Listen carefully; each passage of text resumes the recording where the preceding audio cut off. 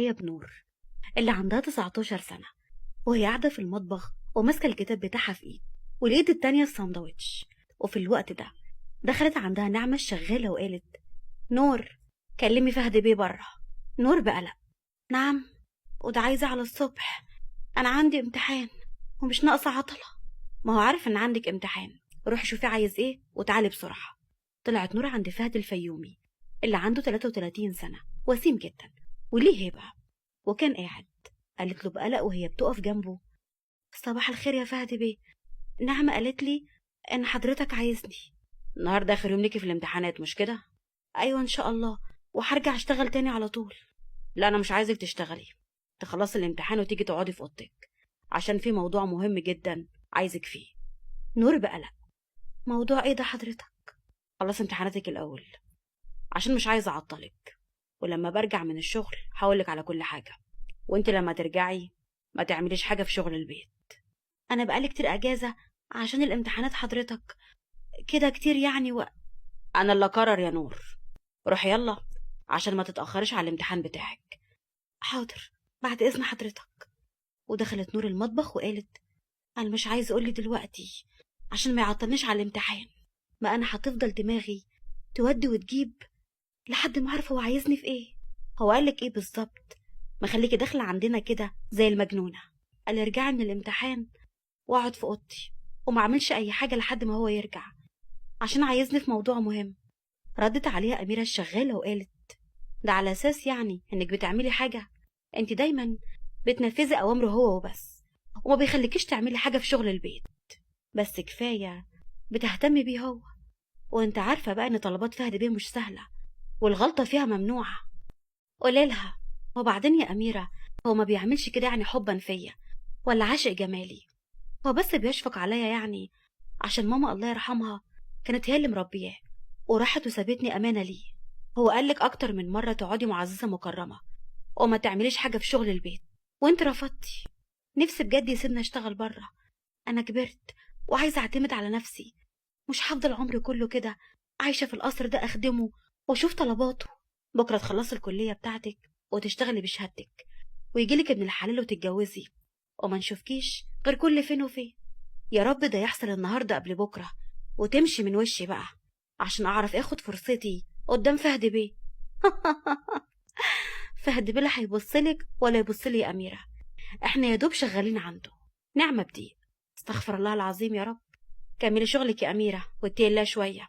وانت يا نور روحي الامتحان بتاعك يلا وبيكلميني طمنيني عملتي ايه. ومشيت نور وراحت الجامعه. وفي الوقت ده في شركه الفهد كان قاعد هو ومهاب صاحبه اللي قال له: انت لسه مصمم على نور؟ يا ابني دي واحده لا ليها اصل ولا فصل، تتجوز واحده من نفس مستوانا؟ انت كده بتغلط فيا انا على فكره. نور دي امها راحت وهي عندها 9 سنين، ربيتها انا وابويا، يعني لما انت تغلط فيها يبقى بتغلط فيا انا مش قصدي حاجه، بس انت ممكن تعطف عليها عشان امها الله يرحمها، لكن مش تحبها وتبقى عايز تتجوزها. مش انت قلت لي اتجوز واعمل عيله؟ تمام، انا ما عنديش ثقه في واحده اتجوزها وتبقى مراتي غير نور. انا ربيتها على ايدي، الشغاله اللي لسه ما كملتش 20 سنه عجباني ومريحاني، ومش هتجوز غيرها. وطلع نفسك من الموضوع ده، انا مش عايز منك غير لما احدد ميعاد كاتب الكتاب والفرح تبقى موجود انت ومنى. اكيد طبعا انت اخويا، ولو سعادتك معاها خلاص ربنا يتمم لك بخير. وفي الجامعه عند نور كانت قاعده هي وامير زميلها اللي قال لها: انا خلاص دي اخر سنه ليا في الجامعه، اول ما الامتحانات تخلص تاخدي لي ميعاد من فهد بيه وحاجه اخطبك. طب انت قلت لاهلك الاول؟ انا ماليش غير ابويا، هو بيحبك جدا من كلامي عنك، المهم بس انت توافقي. هوافق على خطوبه مفيش جواز غير لما اتخرج واشتغل واعتمد على نفسي. يا بنتي ما هو احنا لو اتجوزنا انت هتبقي مسؤوله مني، وهيبقى حقك عليا ان اخليكي تكملي تعليمك واجيب لك اللي نفسك فيه. معلش يا امير، انا عندي طموح الاول ولازم احققه. انا اخر ماده عندي بعد 3 ايام، من اول ما تروحي النهارده هتاخدي ميعاد من اللي اسمه فهد ده، وانا هجيب بابا واجي اتقدم لك.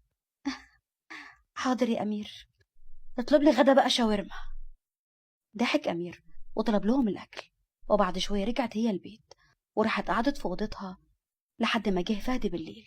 وراحت لها نعمه ودخلت عندها وقالت: تعالي يا نور، فهد بيرجع من الشغل ومستنيكي. حاضر يا نعمة، أنا جاية أهو. أمير طلب مني إن آخد ميعاد من فهد بيه عشان يجي يقابله ويخطبني منه. يا ألف مليون مبروك. طب قوليله يلا، وإن شاء الله خير ويبقى من نصيبك. يا رب يا نعمة، يا رب. وراحت نور لفهد اللي كان قاعد في الصالة وقالت له: تحت أمرك يا فهد بيه. تعالي اقعدي يا نور.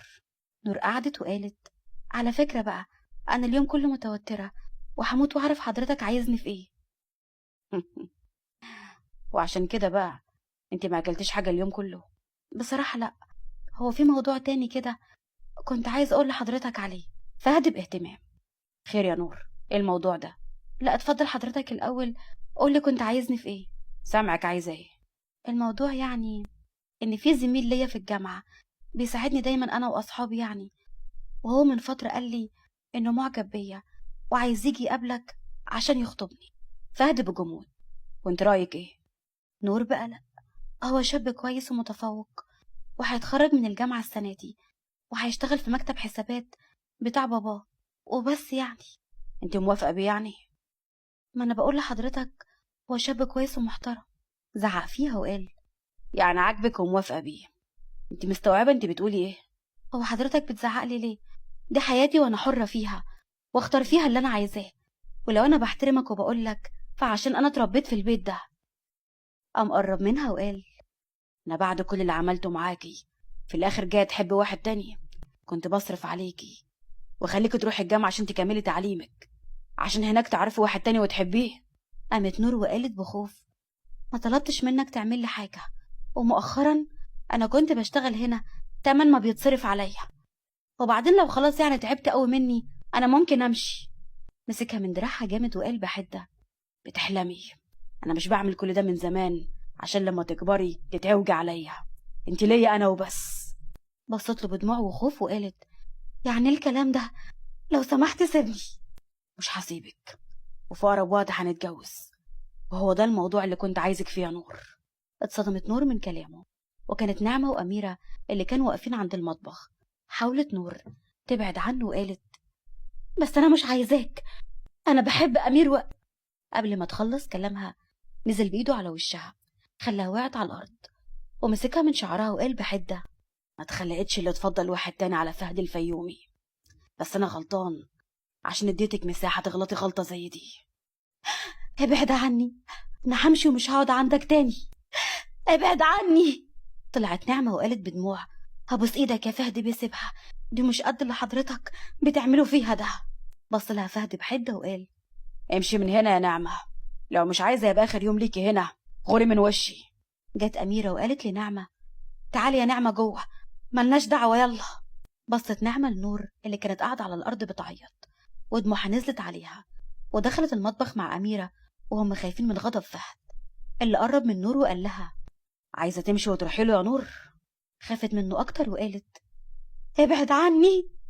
هبعد دلوقتي يا نور، بس وقت ما هبقى عايزة أقرب محدش هيقدر يمنعني، وقومي معايا. مسكها من دراعها وخلاها تقوم، وهي قالت بخوف: عايز مني ايه تاني؟ سيبني بقى. ما ردش عليها، واخدها وحبسها في اوضتها وقفل عليها بالمفتاح وقال بصوت عالي: نعمة تعالي هنا. طلعت نعمة من المطبخ وقالت: تحت امرك يا فهد بيه. محدش يدخل عندها ولا يديها اكل ولا شرب، مفهوم؟ ولو حصل غير كده هتزعلي مني يا نعمة، والكلام ده ليكي انت واميرة. تحت امرك يا فهد بيه. قال كلام وسابهم وطلع وراح عند مهاب ومنى مراته وقال لهم على اللي حصل. انت مجنون يا فهد، ما ينفعش اللي عملته ده. يعني عايزين اسمعها بتقولي انا بحب واحد غيرك وهتجوزه بعد كل اللي عملته عشانها؟ ده الموضوع من زمان بقى، انت بتعمل كل ده معاها، مقعدها عندك وبتخليها تخدمك عشان تكسر عينيها، ولما تقولها عايزة اتجوزك ما تقدرش تقولك لا حتى لو كلامك ده صح. ما هي رفضتني وفضلت عليا حتة عيل. ما هو مش بانك تصرف عليها وتقعدها عندك وبس، احنا كبنات بنحب الحنية والدلع، مش هنبص للماديات. والبنات اللي بتوافق بالماديات وبس وما بيبقاش مهم عندها الشخص اللي هترتبط بيه بتبقى بنت مش كويسة. والمفروض بقى اعمل ايه دلوقتي؟ انا عايزها توافق بيها تتجوزني. اسمع مني، انت لو بتحبها بجد سيبها هي تختار. ايوه منى معاها حق، سيبها هي تختار. انا لا بحب حد ولا هسيبها تختار، انا بس بختار المناسب ليا، وما تعودتش احط هدف وما اوصلش ليه. يعني هتتجوزها غصب عنها؟ الموضوع ده يرجع لها. هي لو وافقت بيا هيبقى برضاها وهتبقى هانم، واللي عايزاه هيبقى تحت امرها. لكن هترفض يبقى الوضع هيختلف. انا داخله اشوف ابني جوه، وانت عقل صاحبك يا مهاب. البنت مش لعبه في ايده، حرام عليه اللي بيعمله ده. قالت كلامها ودخلت جوه، ومهاب قال لفهد بهدوء: وانا معاها حق يا فهد، ما ينفعش تتجوز البنت غصب عنها. مع الوقت هتتعود. هحدد ميعاد مناسب لكتب الكتاب وكمان الفرح، وهستناكم. تمام. ومشي فهد من عندهم، واول ما رجع البيت بص لأوضة نور بضيق، وبعدين طلع اوضته ونام. وتاني يوم الصبح دخل عندها اوضتها وهي نايمه، وقرب منها وبص لها بهدوء. وهي اول ما حست بحركه في الاوضه قامت بسرعه وظبطت هدومها وقالت: انت ازاي دخلت عندي كده؟ انت ازاي دخلت عندي كده؟ ما ينفعش. قعد جنبها على السرير ومسك ايديها جامد: من النهارده هينفع يا نور، هتيجي ميك اب ارتست ومعاها كل حاجه عشان تجهزي. هجهز لايه؟ انت ناوي تعمل ايه؟ فرحنا النهارده حفله بسيطه، هكتب الكتاب فيها وبعدها هتبقى مراتي يا نور. هو ليه حضرتك بتعمل فيا كده؟ اياك تجيبي سيره الواد بتاع الجامعه ده. انت مرات فهد الفيومي، مرات فهد الفيومي، ما تنطقش اسم راجل تاني على لسانها. بس انا مش عايزه اتجوزك يا فهد. ضغط على ايديها جامد وقال: كل ما هتقولي كده هتشوفي مني وش مش هيعجبك. طب ارجوك سيب ايدي وهعمل كل حاجه انت عايزها. شاطره، ده اللي انا عايزه، انك تسمعي الكلام، تجهزي من غير مشاكل يا نور، عشان انت لحد النهارده ما شفتش وش التاني. قال كلام وسابها ومشي، وهي فضلت تعيط. ودخلت عندها نعمة وقالت: في ايه يا نور؟ قالك ايه تاني؟ هيتجوزني النهارده غصب عني. انا وافقت ومش عارفة اعمل ايه، واخد موبايلي ومش عارفة هوصل لأمير ازاي. النصيب يا حبيبتي، انا مش هقدر اقولك اهربي ولا ارفضي، بس فهد بيه كويس، يمكن لو اخد فرصة انتي بتقولي ايه؟ انا بحب امير ومش عايزة اتجوز غيره. وبعدين انا عمري ما كنت اتخيل ان فهد بيه يبقى عايز يتجوزني انا وكمان يجبرني عليه. طب هنعمل ايه؟ لو قلتلك اهربي هو هيلاقيكي، ووقتها معرفش ممكن يعمل فيكي ايه، ولو بلغت الشرطة هو برضه مش هيسكت. قصدي كلامك ان استسلم وارضى بالامر الواقع يا نعمة؟ ايوه، مفيش حل غير كده. تمام، وانا بقى مش هخليه يتهنى بيا يوم واحد. وجهزت نور ولبست فستان ابيض شكله حلو جدا، وحطت مكياج كامل لاول مره، ودخلت عندها منى وقالت: واو، إيه القمر ده؟ لحق فهد يتجنن عليكي. مدام منى شفت اللي حصل؟ فهد قال لنا كل حاجه، هو قاسي شويه بس والله بيحبك، وما تحملش فكره انك تبقي الواحد غيره. هو بالعافيه يعني. انا عمري ما تخيلت ان هو يتجوزني وانا بحب واحد تاني. ابوس ايدك اقنعيه يسيبني في حالي، انا ما اقدرش اعمل كده. وبعدين المأذون بره، يعني خلاص كلنا بقينا في الامر الواقع. مهاب هيبقى الوكيل بتاعك مش كده؟ انا ما اعرفش حد غيركم اصلا، يمكن لو كان لي اهل ما كانش قدر يعمل فيا كده. بلاش الكلام ده، وبعدين انت وشطارتك تخليه ما يزعلكيش تاني. وطلعت نور واتكتب كتابها هي وفهد، واتجوزته، وحضرت مع الحفلة وهي مراته، وكان الكل مبهور بجمالها ومهتم بيها وهي واقفة جنب فهد. وكان الكل مبهور بجمالها، كانت واقفة جنب فهد وهو قرب منها وقال: فردي خلقتك شوية، الناس تقول ايه؟ يقولوا اللي يقولوه. كمان هتتحكم في وشي يضحك ولا يكشر؟ ما ردش عليها. وبعد ما الناس مشيت ونعمة وأميرة راحوا أوضهم، كانت هي كمان رايحة أوضتها، فمسك إيديها وقال: على فين؟ رايحة أوضتي أنام. انت عبيطة يا بنت انتي، أوضتك هي أوضتي، هنقعد فيها سوا بعد كده. أنا وافقت أتجوزك أهو، وعملت اللي انت عايزه. ممكن بقى ما تجبرنيش على حاجة تاني لحد ما اتعود عليك. انت لسه لحد دلوقتي في نظري فهد بيه اللي ليه هبة وكاريزما، وانا بتعامل معاك بحدود. ماشي يا نور، هديكي وقتك تتعودي عليا، بس وانت معايا وفي اوضتي. وبعد كده أميرة ونعمة مهمتهم المطبخ والترويق. أنا كل طلباتي مراتي هي اللي تنفذها وبس. يا سلام، أمال أنت متجوزني ليه؟ عشان بدل ما أقعد في أوضتي أقعد في أوضتك؟ مش المفروض إني هانم وأقعد وأحط رجل على رجل؟ أنا لما خليتك تشوفي طلباتي وتهتم بيها كشغل بالنسبة لك، أنا كنت بعمل كده عشان أخليكي تتعودي عليا. الخلاصة يعني أنا في الحالتين هفضل الشغالة بتاعتك. مفيش واحدة تخدم جوزها يتقال عليها كده يا نور. يلا بقى عشان عايزة أنام. طب سيبني النهاردة هنا وبكرة هبقى أبات في أوضتك. في أقل من لحظة شالها بين إيده وقال: ولا كلمة. أنا مش بكره في حياتي قد إن أقول كلمة وما تتسمعش. واخدها وطلع أوضتهم، وأول ما دخلوا نزلها على الأرض وقال: جبتلك حاجات كتير هنا تناسبك، ونعمة رتبتهم ليكي. نور بتوتر: حاجات زي إيه؟ هدوم خروج بيتي وهدوم نوم، كل حاجة ممكن تحتاجها أي عروسة جبتها لك. كتر خيرك، أنا معايا هدوم. ده حقك يا نور، انت دلوقتي مراتي، والمفروض أي حاجة تحتاجيها قبل ما تطلبيها مني تكون عندك. أنا هنام فين؟ هنا على السرير، وأنا هغير هدومي وأجي أنام على الكنبة. وطالما بتسمعي الكلام أنا كمان هسمع كلامك، ومش هغصبك على حاجة. اللي عايزه حصل خلاص، وبقيت مراتي. طب موبايلي فين؟ اتكسر. ليه؟ هجيبلك بكرة واحد غيره، ما تقلقيش، بس مش عايز أي حاجة قديمة تبقى بينا، وأكيد انت فاهمانة أنا أقصد إيه.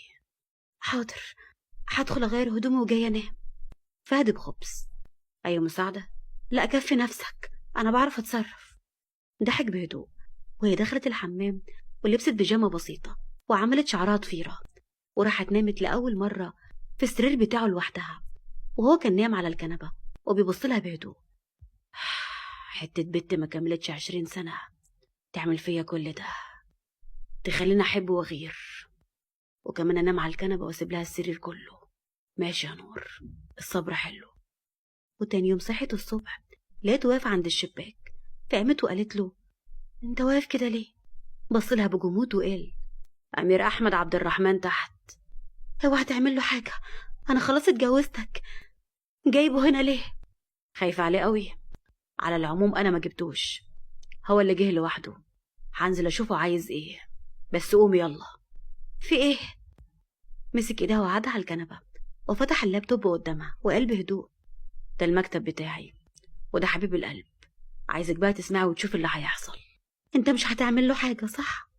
خلاص يا نور، انا لحد دلوقتي ماسك اعصابي بالعافيه عنك. قال كلامه وسابها ونزل، واول ما دخل مكتبه وقف امير اللي كان قاعد وقال: حضرتك فهد بيه الفيومي؟ قعد فهد وحط رجل على رجل وقال: ايوه انا فهد الفيومي، انت مين؟ قعد امير قدامه وقال بتوتر: انا بقى امير، زميل نور اللي شغاله عند حضرتك في القصر هنا. خير يا زميلها، عايز ايه؟ هي كانت قالت لي ان حضرتك يعتبر اللي مربيها، انت ووالدك الله يرحمه، وانها بتحترمك جدا وبتعتبرك اخوها الكبير. ادخل في الموضوع على طول، انا مش فاضي. حاضر، انا معجب بالانسه نور، وجاي اتقدم لها واطلب ايدها من حضرتك. نور تخصني، وما ينفعش حد غيري ياخدها او حتى يبص لها، فاهم؟ بس هي، انا بكلمك انت، مش بتكلم عنها هي. حضرتك انا بحب نور ومستحيل اسيبها. طلع فهد دفتر الشيكات: 100,000 جنيه، مبلغ كويس جدا تبدأ بحياتك صح، وتكبر مكتب الحسابات بتاع ابوك، وفي اي وقت تحتاج في اي حاجة تعالى قولي. المبلغ ده كله عشان بس اسيب نور؟ انا مش بقول كده عشان اختبرك او اشوفك بتحبها ولا لا، انا بعرض عليك فرصة العمر، والشيك اتكتب اهو. تمام، وانا موافق، واكيد برضو انت حق بيها زي ما هي قالت لي، انت تعبت عليها وكبرتها وصرفت عليها، فانا ما عنديش مشكلة ان اسيبها.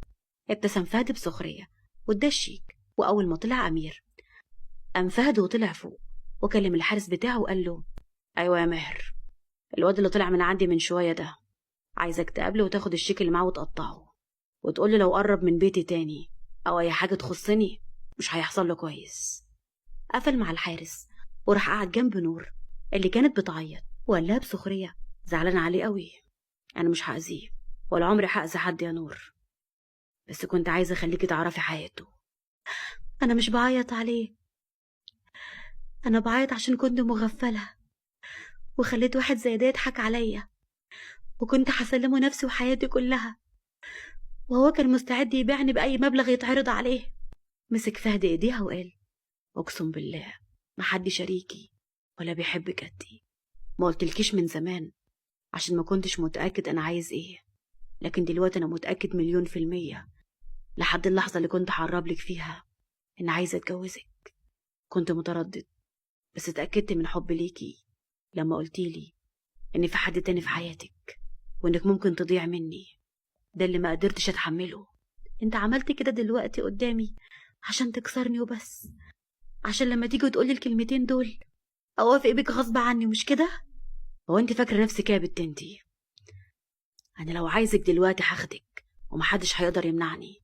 أنت فاهمة؟ أنا اتجوزتك بمزاجي، واللي عايزه برضو أخده بمزاجي، بس مش معنى إني سايبك براحتك عشان نبدأ حياتنا صح هتفتكري إنك تشوفي نفسك عليا. سكتت نور وما ردتش عليه، وهو قلب جمود. هسيبك كام يوم، عندي سفرية شغل، ولما أرجع تكوني قررتي بقى أنت عايزة إيه. قال كلامه وسابها ومشي. وبعد شوية طلعت أميرة عندها وقالت: فهد بيه قال لي أجهز له شنطة صغيرة عشان مسافر، وقال لي أنا ونعمة نخلي بالنا منك، وممنوع إنك تطلعي من البيت خالص. شوفي هتعملي إيه يا أميرة وخلصي يلا، عشان أنا مش فايقالك. يا ما نفسي ارميكي في الشارع عشان أعرف أخد فرصتي بقى وينوبني من الحب جانب. خدي الحب كله وريحني منك ومن زنك. وسابتها نور وراحت قعدت في البلكونة. وبالليل جت نعمة عندها وهي ماسكة تليفون البيت وقالت: نور، مدام منى على الخط عايزاكي. أخدت نور الموبايل وقالت: أيوة يا مدام منى معاكي، خلي السواق يجيبك بسرعة على المستشفى يا نور، فهد عمل حادثة وحالته خطر جدا. ايه ده؟ ازاي ده حصل؟ مستشفى ايه؟ انا جاية حالا. وراحت فعلا المستشفى، وكان مهاب ومنى قاعدين خايفين جدا. فقربت منهم نور وقالت بخوف: ماله فهد؟ ايه اللي حصل له؟ كان مسافر والعربية بتاعته عملت حادثة وهو في العمليات دلوقتي. ما تقلقيش، ان شاء الله هيبقى كويس. معلش حقك عليا خضيتك، احنا بس ما كناش عارفين نتصرف واتصدمنا زيك. قعدت نور جنبها، وكانت فعلا لأول مرة تحس انها خايفة عليه جدا. وطلع الدكتور بعد شوية وقال: طمنوا يا جماعة، مفيش حاجة خطر، هو بس نزيف في المخ بسيط وكان كسر بسيط برضه في جسمه. هو دلوقتي تحت تأثير البنج، هيفوق وهيبقى زي الفل. طب ينفع انا افضل جنبه؟ معلش يا نور، روح انتي وانا هقعد معاه. يا مهاب مراته احق انها تفضل جنبه، واحنا الصبح هنيجي نطمن عليه. يلا بينا وهنبقى نكلمك يا نور. انا مش معايا موبايل. طلع لها مهاب موبايل فهد وقال: موبايل فهد اهو، خليه معاكي وهنبقى نكلمك عليه. ماشي. ودخلت عند فهد اللي كان شكله تعبان جدا، وقعدت جنبه على الكرسي وقالت له بحزن: انا عمري ما تخيلت حياتي من غيرك، انت لازم ما تحصلكش حاجة وتبقى كويس، انا ماليش اهل غيرك انت. نزلت دموعها وفضلت تعيط وهي قاعدة جنبه لحد ما نامت على الكنبة جنبه. والصبح فتح عينه، ولما شافها جنبه قال بهدوء: نور يا نور. قامت بسرعة، وأول ما سمعت صوته قربت منه وقالت: انت كويس؟ هندهلك الدكتور. جت تقوم لكنه مسك ايديها وقال: استني يا نور، انت خايفة عليا بجد ولا بتعملي كده واجب وخلاص؟ الاتنين يا فهد بيه، وما تتكلمش كتير عشان ما تتعبش. فهد بيه، انا جوزك، يعني فهد وبس، وبعدين ما تخافيش انا كويس. طب انا هنده للدكتور عشان يطمن عليك، دقيقة واحدة. وراحت ندهت الدكتور اللي جه وكشف عليه، وبعدها مشي. ونور قالت: موبايلك اهو، كان مهاب بيه ومدام منى بيكلموني كل شوية عشان يطمنوا عليك. الباسورد تاريخ ميلادك، افتحيه وكلمه مهاب، خليه يجي عشان عايزه. تاريخ ميلادي ده انا مش حافظاه وبفتكره من البطاقة، انت حافظه؟ ايوه يا نور فاكره، يلا اعملي زي ما بقولك. وفعلا بعد شوية جه مهاب هو ومنى اللي اخدت نور ونزلوا تحت. ومهاب قال له: كانت خايفة عليك قوي على فكرة وعيطت عشانك، اخدت بالي من لهفتها عليا لما صحيت. طب ناوي عليا بقى؟ سيبها بس تهتم بيها شوية لحد بس ما اخف واشوف هي ناوية على ايه تاني. وفعلا عدى شهرين وكانت نور بتهتم بفهد لحد ما خف وبقى كويس. وفي يوم صحيت من النوم وكانت نايمة على الكنبة وقالت له: ايه ده، انت بتلبس كده ورايح فين؟ رايح الشغل يا نور. خلاص خفيت وبقيت كويس. وعلى فكرة هجيب المأذون معايا وانا جاي. هتجيب المأذون معاك ليه؟ هو انت ناوي تتجوز عليا ولا ايه؟ هتجوز مين يا حسرة؟ ما انت طردتي أميرة، زعلان عليها قوي يا حبيبي، رجعها. وقول لي هتجيب المأذون ليه؟ هيكون ليه يعني يا نور؟ مش انا اديتك وقتك تفكري هتكملي معايا ولا لا؟ بس خلاص ردك وصل وانا عرفت انت عايزه ايه. لا بتفهم قوي، بقالي شهرين معاك واللي انت فهمته ان عايزه اتطلق، مش كده؟ ايوه، انت اهتميتي بيا ورديت الجميل خلاص، وانا مش هجبرك عليا يا نور، ومش هكمل معاكي وانت مش عايزاني. انا غلطت الاول بس كان بسبب غيرتي الكبيره عليكي، لكن بعد الحادثه في حاجات كتير اتغيرت. والحادثه بقى غيرتك وغيرت حبك ليا يا فهد؟ مش ده اللي انت عايزاه يا نور؟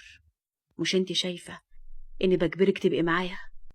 ده كان الاول لانك كنت بالنسبه لي فهد بيه. لما بقيت جوزي شفتك بنظره مختلفه. فهد بخبز. لو سمحت يا نور ما تجيش على نفسك عشاني.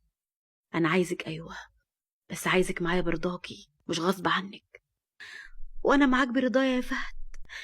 انت لما تعبت انا حسيت لاول مره اني يتيمه. انا ماليش غيرك انت اهلي وحياتي كلها. طب تعرف انا لما كنت بكلم امير، وانا اسفه اني بجيب سيرته تاني، بس كنت دايما بقوله انك اهم حد في حياتي، واني دايما ببقى مطمنه بوجودك. وايه كمان؟ قولي. انا مش عايزه اتطلق يا فهد، ومش عايزه اسيبك، بالعكس انا عايزه اكمل حياتي كلها معاك انت. ليه بقى عايزه تكملي معايا؟ حبيتيني مثلا؟ ابقى غبيه لو قلت لك اني مش بحبك.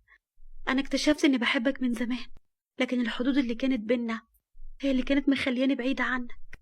وانا كمان بموت فيكي وعمري ما كنت هطلقك. انا قلت لك كده دلوقتي بس عشان تنطقي وتقولي انك بتحبيني. تعبتني معاكي قوي يا نور. والله اللي جاي كله هيبقى راحه، وهسمع كلامك وعمري ما هفكر ابعد عنك خالص. وفعلا كملوا حياتهم مع بعض، واللي هي كانت فاكراه اكتر شخص قاسي عليها بقى هو احن شخص عليها في الدنيا كلها. تمت بحمد الله. وهنتظر رايكم في الكومنتات. باي باي يا حبايبي.